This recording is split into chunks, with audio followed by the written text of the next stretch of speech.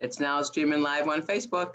Hello. Live on Facebook. Woo, we're back after Sundays at 7. I know you missed us all the past 2 weeks. 2-week hiatus. We're back. Hope you missed us. Hope you missed us on the September Sundays at 7. Yeah, they didn't cancel us yet. So no, they didn't. Okay, now I'm going to share it to my page. Tag join us tonight. And then Michael, where are you? There you go. There we go. There Tag it up. Tag it up. I'm tagging it. What happens? Yep, here we go. Okay. Hello. Hello. What's up? Welcome back. Welcome, Robin. Thanks for coming on. Yes, Robin was supposed to be our guest, 2 weeks ago, and we had all types of difficulties, but we're lucky enough that she could make it back, and we're lucky to have her. She's been working in the field for a while. We're going to get to know a little bit about her story and a little bit about what she does currently and maybe even in the past. But Jess, can you hit it with the mission statement? With the mission statement? We want the people to know what we do. What do we do?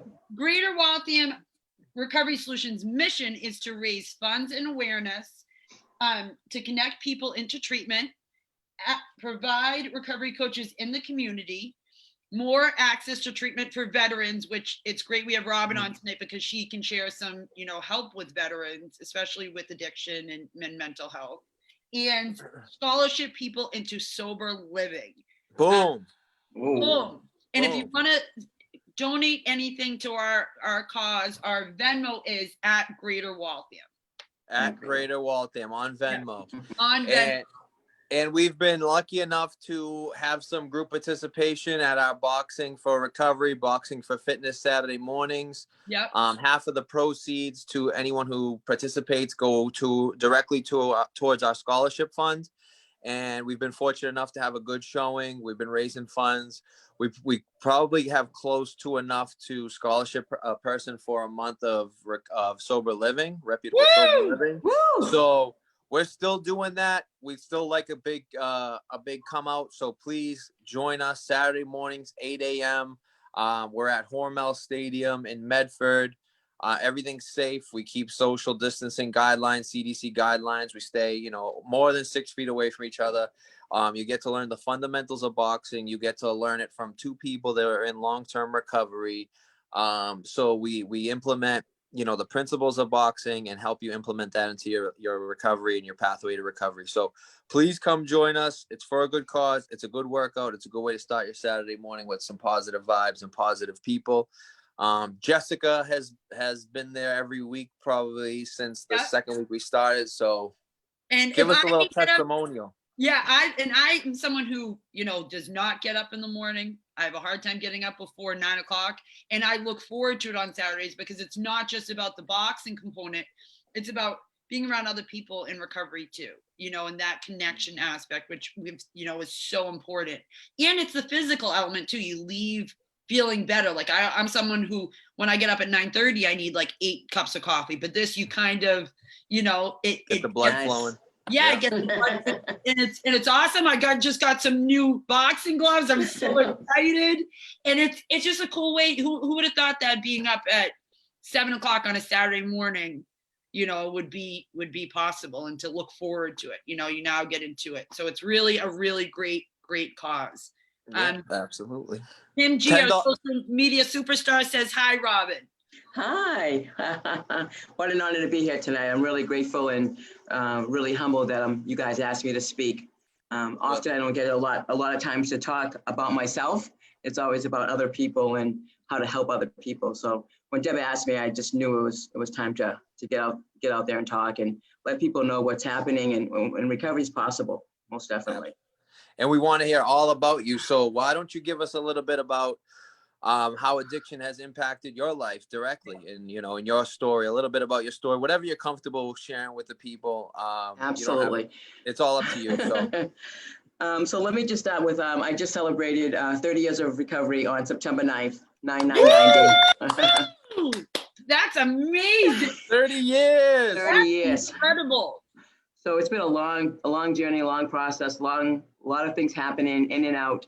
But my basis is that I started going to AA meetings right away. My first year of recovery was about showing up and learning how to stay sober and how to fill this void inside me. I had this big void that was missing something, and I filled it with alcohol and drugs. And once I learned about that, my first year, I had this big guy, Yui.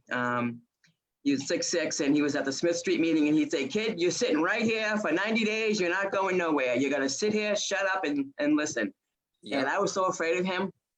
That's what I did for 90 days. And so when I got my 90 days, I was just so, I felt so much joy and so much happiness that I was able to stay sober for 90 days without a drink or a drug. And it was a miracle. It truly was a miracle, because I was at the point in my life where I was drinking every day, drugging every day, living to drink, living to drug, and not busy living at all. And I contribute a lot of that to the death of my mother when she died on Christmas Eve when I was 22 years old. So a lot of that void was filled with alcohol and drugs because of that.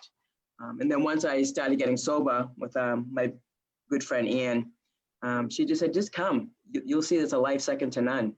And that's what I did. I showed up for 90 days. And then after that 90 days trip, I was able to speak and share. And then the second year was about, growing up. And then the third year was really about giving back. And then once I got to the third year, I knew that this was the life for me.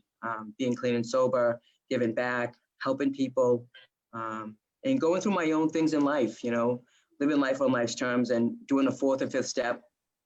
That was huge, cleaning out the garbage and putting in good stuff, good healthy stuff, day by day. Then I started working in the field. My third or fourth year, I started working in the mental health field. This woman said, "Hey, you want to come do a group for me?" One group turned into a full-time job for about 7 years. And that was at the Department of Mental Health, Solomon Mental Health Center in American Training. And from there, I just kept growing and just sharing my experience, strength, and hope. And when I've had bad days or good days, I would still share. And no matter what, I wouldn't drink and I wouldn't drug.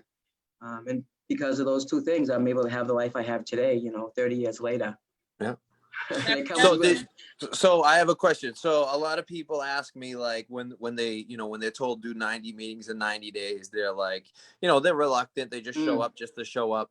When do you feel the turning point was when you started to buy into what everyone was selling during that 90 days? When did you want to actually fill that void with some spiritual wellness? When did you make that decision? At my 90 days, the guy Yui said to me, "Just give us 90 days." And he said, "Just come every day for 90 days. I wasn't working.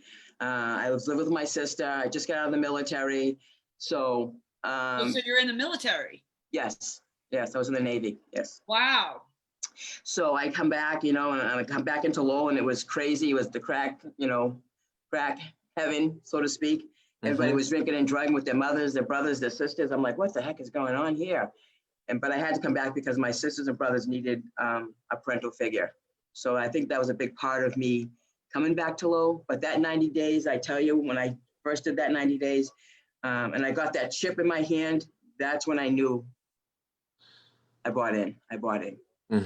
That was it. That was it for me. I was like, wow, I have never felt this good in 90 days ever in my life.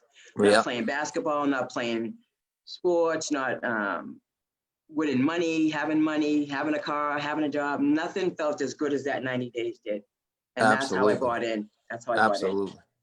So we have a couple of comments. So Debbie said, "It is great to be part of this event talking about boxing. I am a photographer due to my health and age." Oh, please. You're a young duckling. But it is even just, I bring my friend Mike, who passed away, I bring his dad to boxing on Saturday, and just being a part of it, it makes you feel great. And then Paul Bowman said, "Good evening, friends of planet Earth." Hi, Paul. Hi, Paul. Julie and Debbie said, "Congratulations, Robin. Love you." Thank you. Olga Ann Casilla says, "Hi and congrats on your time." Hi, Olga. And that's the comments for now. And that's anyone who's watching, please, this is an interactive thing. So if you have comments and questions for Robin or for anything for Greater Waltham Recovery Solutions, please comment them and we will interact with you. Absolutely. Yes. It helps us too. It helps the process. It helps us, the conversation, to continue moving. And helps the impromptu of our little show.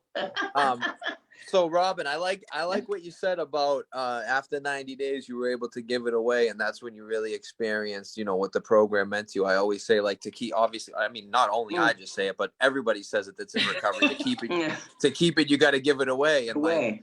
Mike it's like the realist statement in this thing is, like, if you have the gift of recovery, like you're indebted to the program. Like you're obligated to give it away. There's no question about that. And the people who don't, that's the people who probably go back out eventually. So talk about, like, how you felt when you were able to give it away.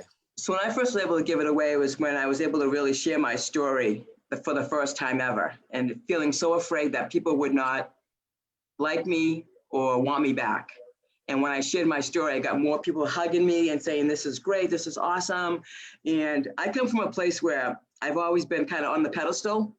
And so for me to come out and say that I'm an alcoholic and addict was one of the biggest things I could have probably did for my community and for my family.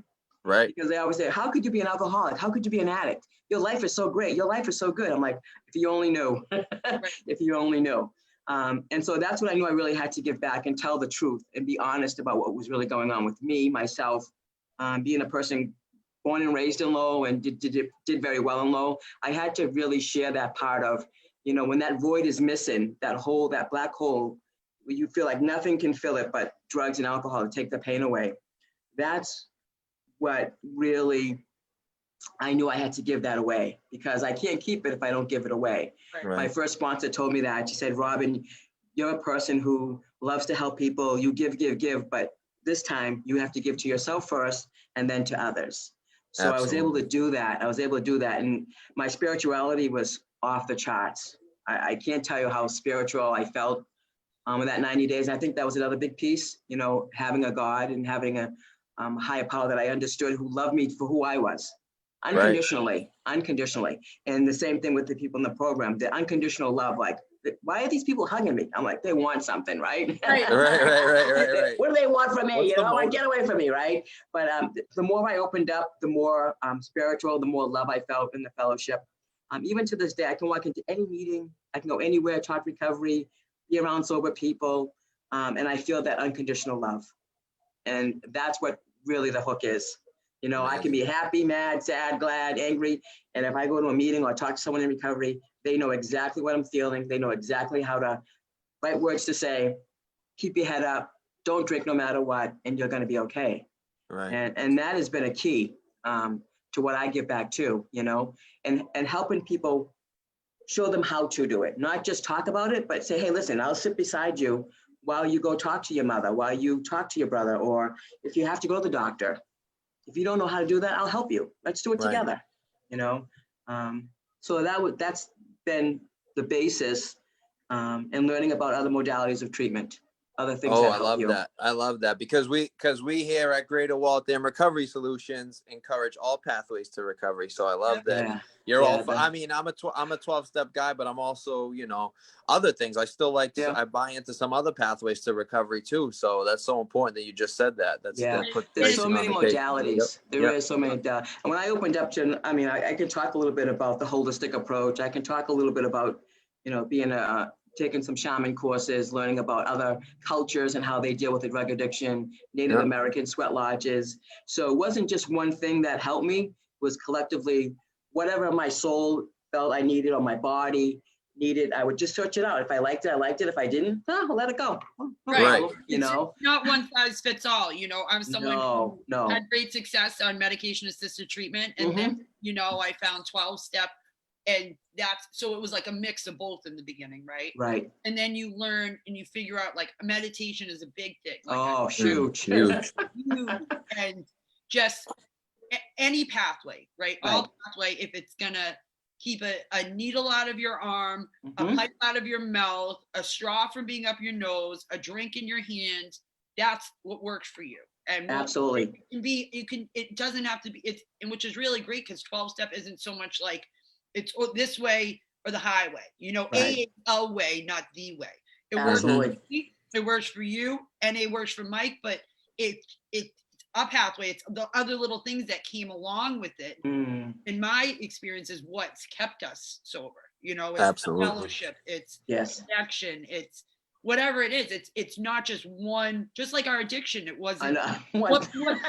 you know, we all come from different backgrounds and different, you know, family environments, and we're all in the same boat. We're all addicts and alcoholics. Right. Just like our recovery doesn't have to be the same thing, because our addiction wasn't always the same thing. I really believe there needs to be a foundation, something that's solid that you can stand on. Like you can say, no matter what, I can get through this. Yeah. While I try this. So if I'm doing AA 12 steps, AWOL, and I have a really good foundation in that, then I can open up to say, okay, let me try this over here. Right, exactly. You know, and I think that's, for me, was the basis, that I was open, willing, and able to try something too that I never tried before. I never tried AA before either. So I tried that, and that grabbed me. So I figured I could open up and try something else. Mandy, hi, Mandy McGowan. Hi, Mandy. My little boxing partner. We have to be separate. Mike has to separate us on Saturday. They're very fresh. They're very fresh together on the boxing field. Fresh. Mandy's the fresh one. Well, you guys don't take it. You guys don't take guidance well. You walk off. You drink water when you're not. Well, you know. We drink coffee on the field. Yeah, drink coffee on the field. Julie said she wants to go to a sweat lodge. Have you? I know. I was going to ask you more. I was going to ask you more about the sweat lodge.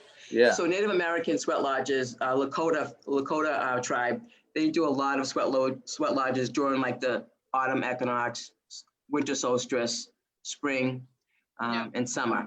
So usually 4 times a year. They have men are separate from women. It's a whole process where you build it from trees. You find the stones, you build the fire, you have prayer and meditation. And while you're in the sweat lodge, it's like a sauna, but it's built from the earth. Okay. And once you enter into the sweat lodge, you have someone that masters the ceremony of the sweat lodge.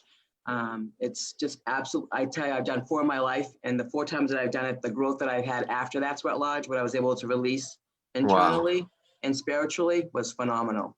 Really? I'm intrigued now. So is it like resentments that you feel like you've released? Like resentments, anger, wow. Really? Illness.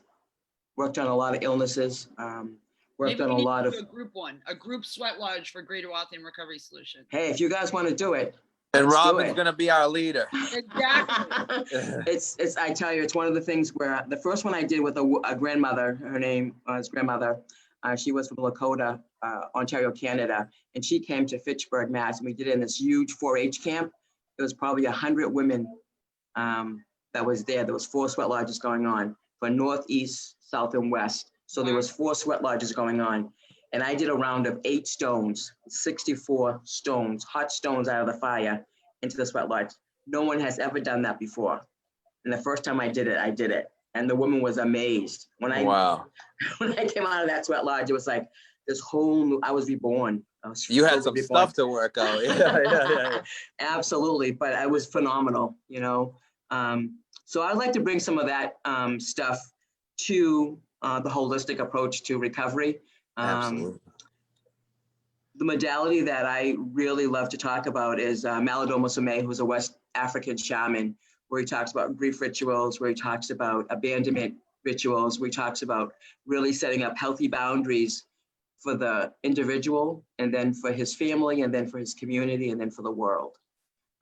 So he's another African shaman that I really admire and did a lot of his teachings along with my friend Ann. So there's a lot of things I have incorporated throughout my recovery process that I see now that I'm at this place at the jail now where I see how incarceration is being treated. And I see it for the highest purpose of the individual while they're there. But when they leave there, what's going to happen to them? That's where I think that the trapeze gets let go of. And so when we do all this, we do all this work inside, and we get them in a place where they're able to say, okay, I want recovery. I want a new life. I want to build my family. I want to reconcile all these things. And then they get out and they go, oh, I don't have someone showing me how to do this. I don't have someone teaching me how to live. I don't have someone teaching me how to pay my bills. I don't have someone teach me how to be a healthy man when my woman doesn't agree with me or my child doesn't agree with me. Only thing I know is this. So I think that's where my next phase is really going to lead me, is bringing a lot of different modalities of treatment into the community when they come out. I think that's my next big thing. Right. So we just got a Zoom message from Kara. Hi, Kara. So she's part of our team. Hi. She said, Hi, Kara. Hi. Oh, hi. There you are. I was going to read your message. Do you want me to read your message? It says, so glad to be here. Absolutely. Hello to all of you. This is hitting home. I'm identifying completely. One person giving it away, Julie Bunch to be exact, led me here, and I was welcomed with open arms to this group. Woohoo, I'm exactly where my higher power brought me. Great to be here. Oh, Awesome. good stuff. Awesome. Yeah. No coincidences. You always get what you need when you're open, right? When you say, oh, I need this, I need that. Exactly. And then Linda Powell, another member of our team, said 30 years is a long time and so wonderful. Congratulations, Robin. Many more options and pathways today than 30 years ago. Oh, yes. What are some of the biggest differences and how do you feel different about these differences? So many differences today. I think people are more open. Back in the day, if you were an AA or NA, the AA way was like strictly AA. The NA way was strictly this way. And I think being open to both of them, because I did attend AA and NA, but AA is where I got my foundation, where I got my structure, my true stuff. When I went to NA, it was more about learning how to be in the community with other people who did drugs. Right. You know, because alcohol, I could go anywhere and be without people that did alcohol, but with my drugs, I couldn't go everywhere and be with people that did drugs. You know what I'm saying? So when I went into the NA field, NA meetings, it was more open to say, oh, this is how they do it. Oh, this is how they don't do drugs. Oh, this is how they don't smoke crack. Oh, okay. Yeah. And not only did they say it, but they demonstrated it and they showed me how not to do that. Robin, do this. Robin, try this. Okay. And the more that I did that, the more I didn't want to use drugs. And then doing that 12-step with Big Sue, I tell you, she was a tough woman, but she said, hey, this is how you have to do it, kiddo. And I'm like, okay. And I did it. And once again, that epiphany, that spiritual openness, that opened me up. And then what I see today is that I'm so glad that they're addressing the stigma. They're addressing women in recovery, you know, young adults in recovery, because back in the day, it wasn't so much that you had to kind of look the part. Yeah. And today, anybody, Yale or jail, it doesn't matter. Yeah. And so that's what I see the big difference in, and people really stepping up to the plate. We're stepping up to the plate. We're stepping up. Right. And it's not just one kind of entity saying, this is the only way. This is the only way. There's many ways. It's all inclusive more. It's all inclusive. Yeah. And the impact go ahead. Oh, can you, no, you can go, because I'm going to ask you a question that's going to be a little off topic. All right. No, it's not off topic. It's just, I'll let her finish and then we'll get back on. Go ahead. All right. So another big thing that I see now today is that the epidemic in our world not only affects one individual, it affects almost every individual that's around, you know, in that nucleus. So in my family, by me being sober, it helps to say to another family member, hey, listen, you can do this too, right? Absolutely. And then another person on my cousin's side can say, yeah, my cousin Robin's been sober, she can help you. So it affects it, so it ripples out all the way out. Right. And I see that more today than I did back in the day, which is, I don't know. You know, I see more people willing to help and more services and more ways to get sober and clean. And the acceptance of medication-assisted treatment, it's been huge. And like exactly, and us three up here, we might be the only person that like another family knows that's, you know, in suffers from substance use disorder. So they have no idea what to do for their loved one. So like we have to be the people who guide them into the right direction, because we're that connective tissue where it's like, hey, Mike's in recovery, Jessica's in recovery, Robin's in recovery. I know them personally. Maybe I can see what's going on with my brother. Maybe I can get better options. Maybe they can help me change my family dynamic. Yes. And it's so crazy, because even talking to my mom, who, by the way, happy birthday, Nancy. I know we're supposed to have our fundraiser today. She's not. Happy birthday. I don't know when she is on this day, but happy birthday, Mom. I'm so thankful for you. But she's even been talking to me more about, you know, so-and-so, a friend who has, you know, a son that's struggling. Like, what would you, in those conversations 3 years ago, wouldn't have happened, you know, that people randomly will say, like, even my hairdresser talking to me about it, like, oh, about meetings, about this, because she Yes. wants to understand the psychology of it, you know, Yes. Yeah. and us being open and saying, yeah, we're in recovery, you know, Yeah. we're alcoholics, we're addicts. Right. It's getting that conversation to be talked about more. You know, if Yeah. we weren't so open, maybe people wouldn't be asking us questions about it, is- or asking like, what do you think the process is? And randomly, you know, I think a beautiful thing. It is beautiful in the sense, Jessica, too, that also when you think about what's done in the home stays in the home. So no one wanted to know that, oh, my daughter's an alcoholic, my daughter's an addict. Oh my goodness. Oh no, don't talk about that.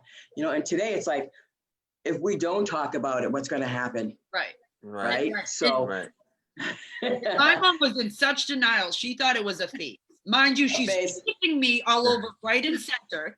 I'm hopped out of her car like at a red light. She's chasing me, but yet it's a phase. And now Yeah. she accepted that it's okay that I'm an addict because I'm in Mhm. recovery. You know, Right. it's okay. And now we can put our hands out and help someone else. You know, because we're open about it and honest about it and trying to break that stigma a little bit. Destigmatizing. Yep. Yeah. Exactly. And that So stigma for, go ahead. So Michael. where does so I'm really intrigued about the work from that African shaman. So where does someone Meladoma Somé. So if you go on his website, he has a website. It's Meladoma, MALIDOM, Somé, SOME. Yeah. He has a website and he does trainings all over the country.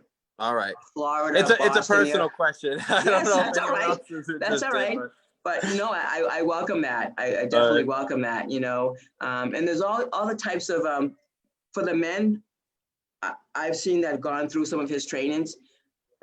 It has changed their life totally. Yeah. Totally changed their life spiritually, energetically, Yeah. physically, mentally. Yeah. They've just grown so much. You had me at abandonment issues, so. I know. And Mike, I thought the same thing when she said that. I thought, wow, that does play into, you know, because that's one of the fears, right? Fear of abandonment. Yeah. And Fear of so abandonment. said that, I'm like, wow, it's all so Connected. connected. It is connected. And I can share a little bit about abandonment because when my mother passed away on Christmas Eve, I felt so abandoned that I didn't know how to grieve, how to heal, how to help my brothers and sisters, how to help my father. I didn't know any of that as a young woman.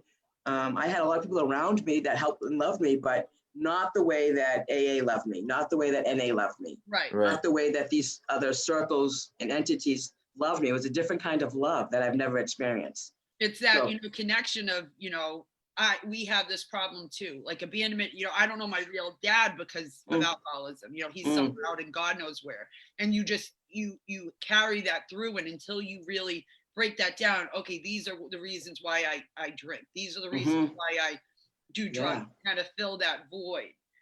So we have a couple of comments. Let's see here. So Linda said, so true. There are few people in the world who have not been impacted by the disease of addiction in one way or another, which is absolutely. Now at least we start the conversation, and it's not like you said this, what happens in the house stays in the house. Oh, Uncle Joe is an alcoholic, but we're not going to talk about it. You know, stay in the home. Peter Burke. Hi, Peter Burke. Hi, Peter. He said, good conversation. And Susan Lordy said, self-stigma kills way too many of us. That's absolutely true. That's true. And Julie said, we need to do a holistic group with Robin. Okay. Let's do it. Sign me up tomorrow. Let's get it all out. Spread it out. Listen, it's I tell you, it's one of those things that Western culture doesn't embrace. They don't embrace the other energies or other cultures that really practice these holistic approach to life. And they're so simple. They're so simple, Yeah. And once you connect with them, it's like, oh, that's what that means. Oh yeah, that's what that means, Hi, Teresa Legerio, Mike's mom says, happy Sunday, everyone. Hi, Happy Mom. Hi, Michael's mom. Hi, Teresa. She's Teresa. downstairs. She's downstairs. She just cooked eggplant palm for us. So Oh, that's why I'm picking my teeth. Okay. Oh, you're not supposed to do that on the show. That's supposed to be pre-show. What's that? Picking your It teeth. was. I just remembered. You must have a good dentist. Yeah. So let's talk a little bit about There what's you going go. on. What's going on at the jail right now? Yeah, So, yes, that's uh, where we were going. Mike, that's right with Mike. I could see it in Mike's eyes. Yeah, that's right, exactly. That's where he was going. He was thinking, what's going on at the jail? All the holistic work, it's got our energies working right. Yeah. So. Yeah. That's right. So at the jail, they have a couple of pilot programs. So the Matador program is one of them. That's medication-assisted treatment while incarcerated. It has a couple of bumps in it, but you know what, for the guys that are there and that want to be on that treatment, it's available to them when they come in. There's not that struggle of withdrawal and irritability and agitation, which compounds with mental health. So for the medication-assisted part of it, I would say it's going well. What I like to see more of is when they transition out. Right. That they connect to someone that's really going to manage not only their medication, but what else is going on with their life. Right. So the overwhelmingness, while you're incarcerated, you don't have to worry about much. You don't have to, do much. Everything's kind of there to help you and support you. But once you leave there, you don't have that same support. You don't have that same mental health counselor. You don't have the doctor. You don't have the nurse. You don't have other peers that are saying, man, you got to look at what's really going on with you, Right. So I think now that it's been there a little over a year, the Suboxone and the methadone, what we're starting to see is as people are going out, where's the connection? Where's the disconnect? Right. We'll have to talk about this after, because I could, I work for Yeah. mental health, and we can figure out a Yeah. way to be more supportive of that too. Yeah, and so my big thing is with them is that really talk to the guys and give them the truth. Listen, guys, you're on this medication. Take Right. it appropriately. Take advantage of it. Be true to yourself. Don't try to finagle the bagel. With most people in early recovery, when they're withdrawing, they don't care what's really going on. They just want their medicine. They want their medicine. Then Right. after a while, the medicine is working. So then that's the time where we have to say, here comes the treatment. Here comes the support. Here comes the truth, the reality. Right. This medication is a bridge to get you to the next spot. That's so true, because even when I was on medication-assisted treatment, that's just a Band-Aid for like a stab wound, right? That MAT is just a little piece of it. That's not, you need to figure out what's going on deeper than that. Absolutely. So quick question. I even though Mike's the one with the questions, but I actually No, go ahead. So do you find, or do you see that with now having MAT in the jails, that it's almost like easier for someone to say, oh, well, okay, I'm on 100 milligrams of methadone. I'm going to, go steal something. I won't have to worry about being sick now in the jail, that it's kind of, whereas before it could have been like, oh, I don't want to go to jail because I don't want to take 120 milligrams of methadone in jail. Do you think it's kind of now like am I wording this correctly? Like you are. You know what so I'm saying? Diversion. Yeah. So another word is that, so someone says, I'd rather go to jail and do 3 hearts in a car because they give me methadone and Suboxone. Right. I don't have to worry about my withdrawal symptoms. I don't have to worry about, if I'm going to get treatment or not. I know I'll be or even just, okay, I won't mind going to jail because I won't be in withdrawal. It'll be a warm place to sleep. I'll get absolutely food. Like, okay, why not? It's not that bad anymore. Like going to jail. I find that sometimes, Jess, I see that, yes. Yeah, okay. But the majority, not. There's always going to be that few handful in the bunch of the apples, right? That are going to divert it. They're going to use it for the wrong part of it. But we have to focus in on the guys that are doing the right thing. The guys that are taking the medication correctly. The guys that want to get the help. And the guys that don't really want it and they're just doing it for that reason. Eventually, it's going to come a time. Is that your dog? Yep. Oh, yeah. Was it barking? Yeah. She's been in my bed, and then all of a ssudden she appeared and is looking out the window. I know. I thought it was a ghost at first. Yeah. But no, there are some guys that will always, right? When the Suboxone first came out, there was all diversion on the street, right? People were getting it and selling it. So even in incarceration, people still have to deal with that criminogenic mindset, the criminality of while being in jail. So if they want it, it's there. It can help you. If you want to do it the other way, it's there too, right? But what's going to happen eventually, you're going to not be able to receive it because you're diverting it. You're not using for what it's there for. And they're getting to that place now because there are some guys that do it, that just do it because they can. Right. But we don't focus in on that. And the gentleman that runs the program does a really good job with focusing on the mental health part and the criminal lifestyle part of it. You know, because it can look like, oh, this is like a methadone mile, or this is like so-and-so, you know. Right. In reality, you can say that, but it's not actually happening when you see the guys that get out and do the right thing.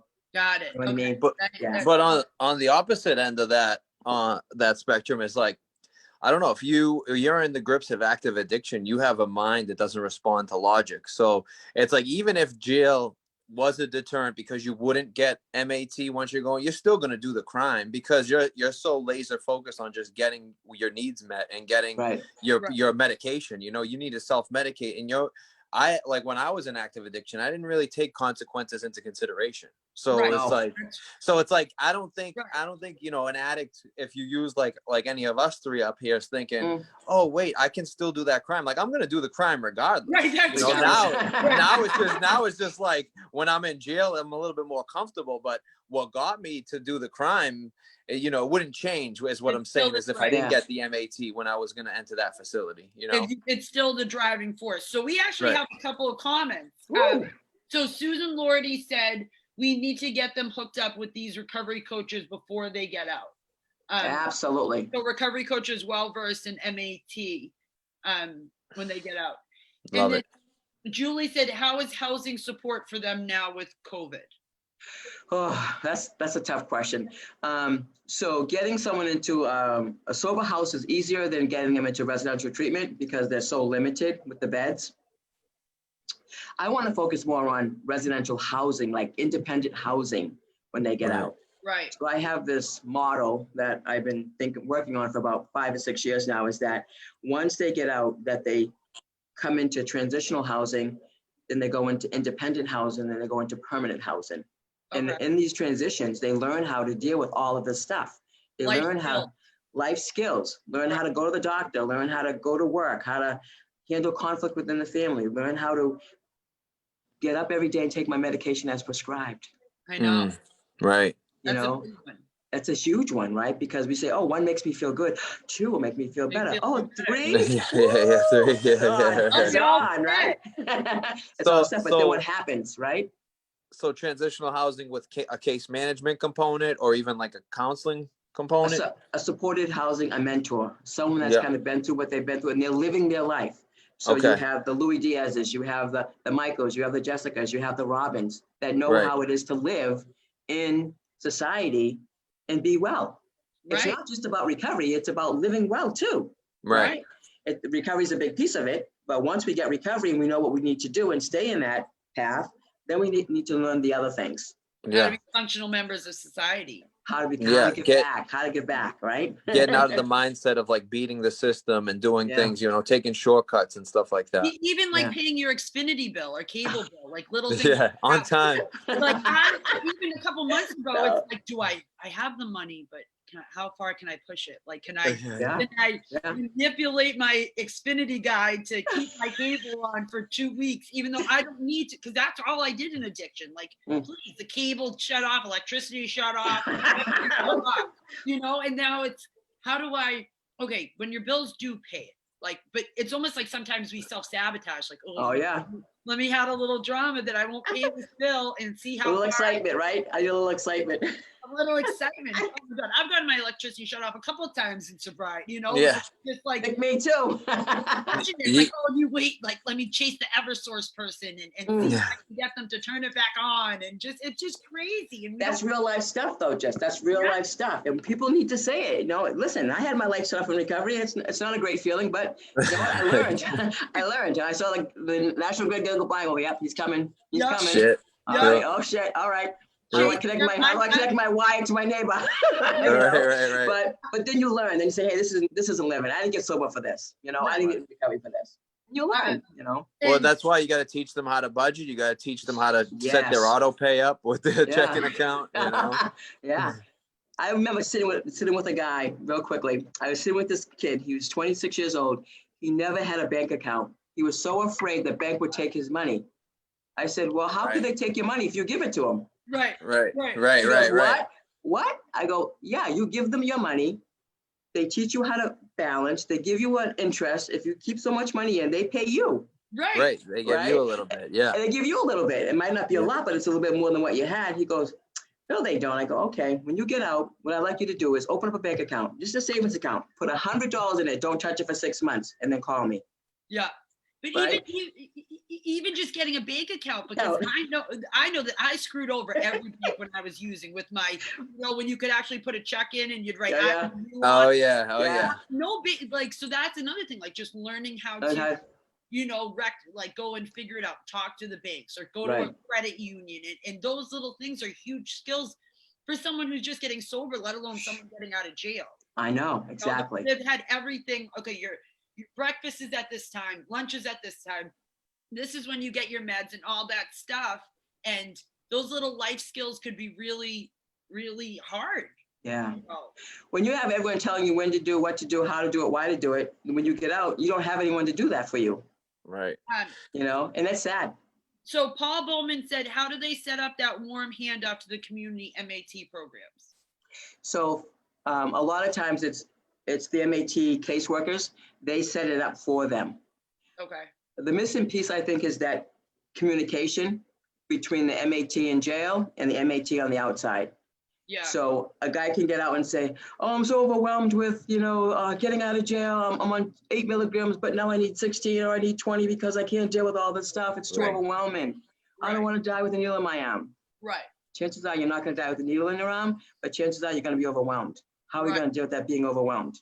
How are you Right. going to deal with probation? How are you going to deal with, your kids need to have new sneakers, or the mother of your child needs child support, or all these things. I deal with that too, trust me. So how do they deal with that, right? They'd rather go back to their old ways and face the real action of calling child support and say, hey, listen, I just got out. What can I do? Can I pay $10 a month? $20 a month? Right.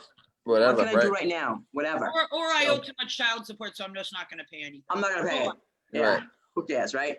So those are the kind of things I see now as they get out, that medication assisted piece, they really need to connect to a clinic that is therapeutic, that is gonna meet their needs in particular.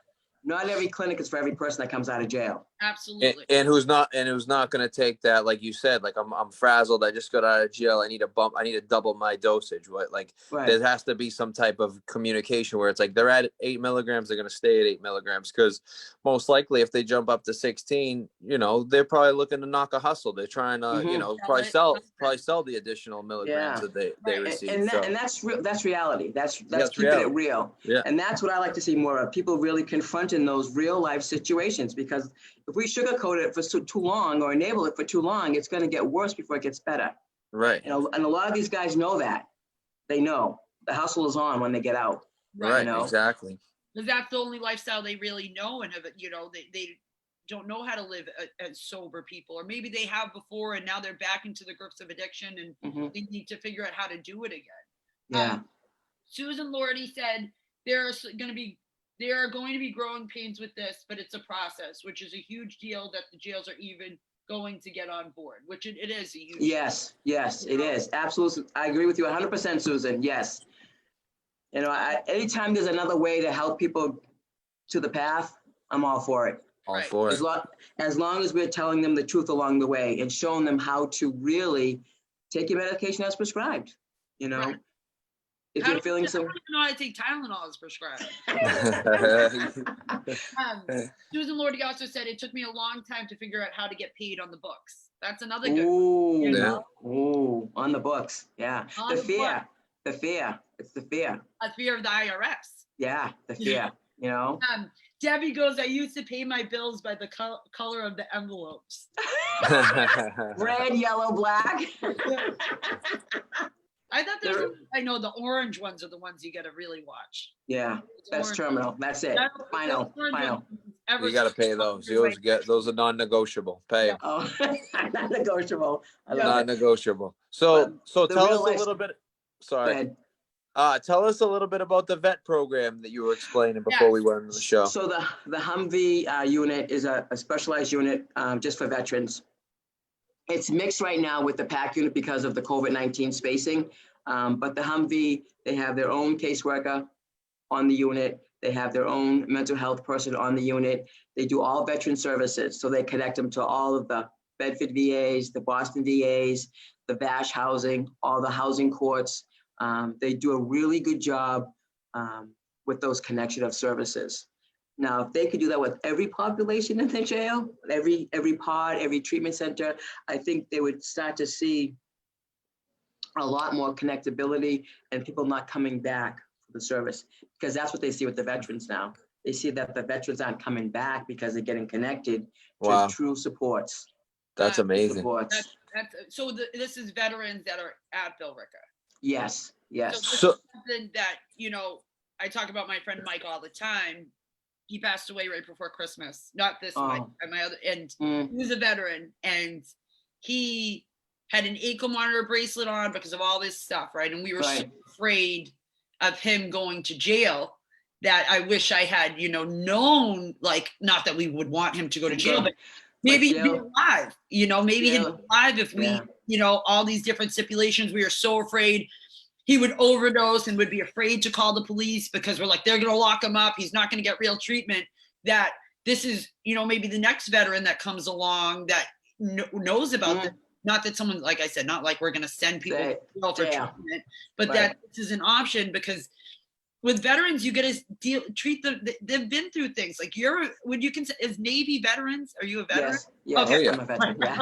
Yeah.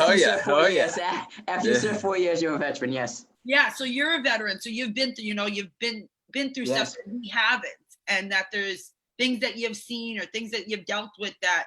And that's what my friend Mike Murph always says. You know, he says about his son that when he came back from Iraq, there's a different mental health. There's a different type of PTSD. Like look at how many veterans are, you know, have mental health, suicides, you know, homeless and all this stuff. And we got to give, and that's what we try to do here with Greater Waltham Recovery Solutions, as having that component to hopefully scholarship veterans into different than not going in and out of the VA, you know, having more options than just that. And have you thought about homeless veterans that, or people that are in recovery, veterans that can start their own programs? Did you know that they could start their own programs by the VA? I did. Housing. Oh yeah, they get funds to help them begin to start homes for veterans. Wow. Dealing with PTSD, dealing with how to live after a war. How do you come back and deal with the noise in your head? Right. You know, so what best person to help another veteran than another veteran that's done well? Right. Giving it back. So if you find those strong veterans in your community, there was one that was at Low Transition Living Center for a long time. He's now living in VASH housing, supported by a case manager who checks on him 2 to 3 times a week. But his turn is that he has to check on her 2 to 3 times a week. Wow. So it give and take. Right. But you have to teach him that. You have to teach him that. I care enough about you. You have to care enough about me. We can do this together. Yeah. So finding ways for veterans to really stand up and speak out and say, hey, listen, I'm a veteran. I want to start a home. Yeah. In the name of your friend. Right. In honor of your friend. How could I have helped him? Right. How can I honor him? How can I honor him? How can I honor him, Jess, right? So you take that concept and you run with it. Right. There you go. And you know a few, Jess, so. I know, I'm trying to know about it, but it's just, it sucks. I remember like right before he died having this conversation with my son that my friend Mike was the only veteran that my kids know, because, you know, my parents aren't you know, it's not like when we were growing, you know, that, everyone's grandfather was a veteran. Right. It's not like that anymore. And having a conversation with my kids that, Uncle Mike is the only veteran you really know. And now he's gone. It just, it's hard. You know, it's hard. Yeah, it's really hard. And I can sympathize with you just because when we know something and we know that what they're capable of, but we can't get it out of them. Right. That's the hard part. That's the tough part. Right. And we know sometimes the outcome before it happens. Right. I know. That's I've been in places like that so many times in my recovery, knowing that this person, what they need, you give it to them, they want it for a little bit and then they go back and then you know what's going to happen. You just know without a doubt. All you can do is pray. I knew 3 days before the last time I saw Mike 3 days before he died, I said, if you die, it's going to devastate me. and he literally said, "I'm not crazy." Like, Yeah. Oh yeah. just like Yeah. I'm the crazy one. So we think we're invincible too, right? We think, That's right. Yeah. strong and muscly, and Mike, still strong, like, and you think that you're just gonna live forever, and it's not gonna take you out. Julie said, "Is there a lot of substance use supports for them?" The veterans? I think the veterans, or Veterans, I believe. Yes. Yes. There is tons and tons and tons of sports, and there's so many other work programs now that they're finding for veterans. So if an employer, here's a good piece of information. If an employer wants to hire a veteran, they get so many tax credits. Okay. Right. That's so awesome. it's you can sell that person in that way. So they might get a $4,500 tax credit or a $6,500 tax credit based on being in the military. Wow. Good to know. Good to know. So if a get well job for someone that's on the street and homeless, right? A get well job. So you go to the employer and say, "Hey, listen, I'm working with this guy. He really wants to work, just maybe a part-time for now. Here's a tax credit that you're entitled to if you hire this guy." Wow, that's 90 days. That's huge. Like you said, a get well job and kind of did that incentive. Mm-hmm. Linda said it makes sense. They have all those community services for those with physical illnesses, and it keeps them from the rotating door in and out of the hospital. Mental illness deserves and will benefit the same way from services. Susan said, "My nonprofit has wanted to do recovery art PTSD trauma based for 2 years now." And then she said, "Red tape everywhere. Any suggestions?" So suggestions for recovery art PTSD trauma based. Trauma-informed care is a huge in early recovery. So I would talk to her and tell her to go to the Commissioner of Mental Health for our state. Okay. Start at the top. Yeah. Let's see if I think that's all the comments. So I think that's Mary Lou Sutters, if I'm not mistaken. I think so. Yeah, she's the head of, she was the head of mental health, but I would start at the top because that's. Not the bottom. Not the bottom, no. No, we're at the bottom. We're at the bottom right now. We want to start at the top, absolutely. And mental health trauma is one of those things we all suffer from trauma. We suffer from 9/11 trauma. We suffer from community trauma. We suffer from individual trauma, family trauma, recovery trauma. Yeah. Car accident. All of it. So it's all trauma. What the body remembers too, what the mind 2020 was just a lot of trauma. Yeah. Exactly. I'm still traumatized. Yeah, absolutely. Yeah, I'm still traumatized. We're gonna have to deal with this trauma next year. Hopefully, it's mental health from the kids. Yeah. I know it's a tough year. COVID, it just everything, racial injustice, everything. It's tough. It's a lot. It's a lot for the human race to take, right? Right. So we have to find ways to take it and get rid of it and heal it. I think that's a big part of a lot of the stuff that we need to do is the healing process. We don't talk a lot about, even in recovery. How do I heal the trauma? How do I heal these things that have been done to me? I've done to myself. Right. I've done to others, right? So when you start talking about that, the big sis used to always say this to me.